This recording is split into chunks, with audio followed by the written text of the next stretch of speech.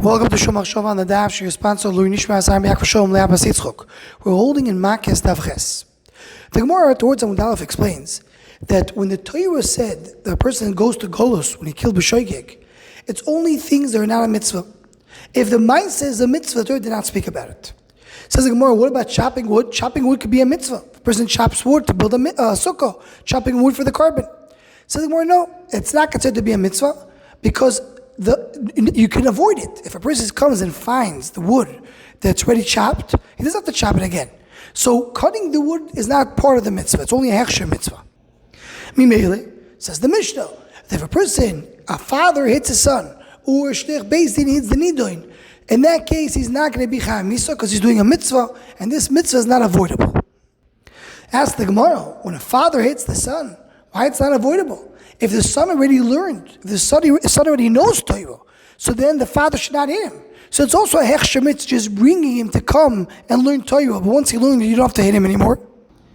Says the Gemara, Hossam afagav the gomir. Even though you learned mitzvah, it's still a mitzvah to hit him.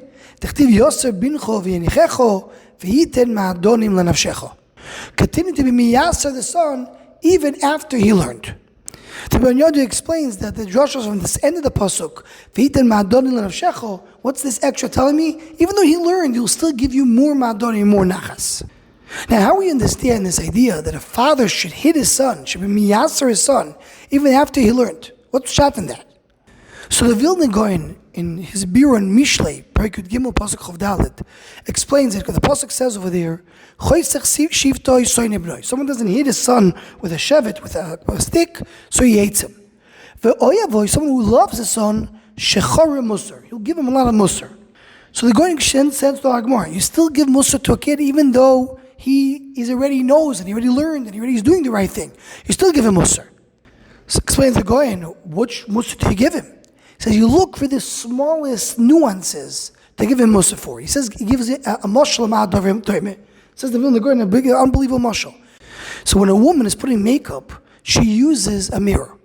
And she tries to find the most clearest and brightest mirror so she can see very clearly her face. You can add to it in today's day, wants to have a lot of light in the room so she can see herself very clearly. Why? Because she's trying to find even the smallest stain, the smallest wrinkle so she can put makeup in it. She wants to make sure that she'll look perfect. That's how a woman puts on makeup. Says the Gaon, that's a shot. A father looks at his son as like the woman looking in a mirror. He's trying to make the son perfect. So even though the son already learned, he's already doing the right thing, but everybody has to perfect himself a little bit more. So always he's going to look for more mussar to give him to make him even more perfect. Now the Vilna Gaon sounds like he says that the mussar, there's a purpose for the mussar. There's always a purpose for the mussar. And even someone who learned, there's still what to correct. There's still something that mussar does always for the rest of his life, so it's never over.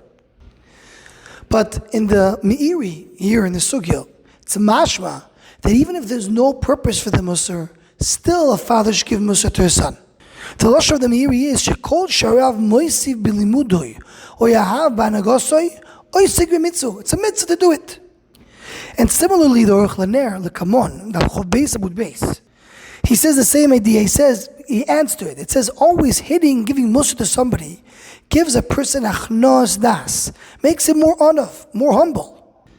He brings an example. The Gemara says if a person has Yisurim and he checked and he sees that he had no Averis, so he should know it's called Yisurim Shalavo. The pasuk says it's Asher Yohav Hashem Yochiach. Sometimes a Kadosh Baruch Hu gives a person Yisurim just because he loves him. That's what a father does to a son. He gives him mussar, he makes him muchna and anov and humble, accepting what the father said, even though there's no purpose for it. And I saw in the Sefer Pirkei Iyun, or Mordechai Gifter, he says this idea, he explains it, that there's an Indian for the father to make the son miyusar. Miyusar means accepting mussar. And there's no purpose for the mussar. It's not that the mussar will teach him to do something good. Even when he's perfect, he's doing everything right. He's still just to be a person who's miyusar, a person who accepts mussar from his father, that hachna, that's already a purpose. Mamash the dvarim of the Aruch Laner. So mashra, they're going a little different mahalach than the Vilna Gaon. The Vilna Gaon seems to say that there's always what to correct. Even when a person is doing everything right, you can make it even more perfect. But what the Meiri sounds like saying, and the Aruch Laner, and Rav Mordechai Gifter is that Mussar has a purpose of its own, for a person to be miyusar. That's what the Gemara refers to over here. The father always miyaseh b'noi, even though he's gomer. Anyone who wants to join the Shomachshava email list to go, please email shomachshava@gmail.com.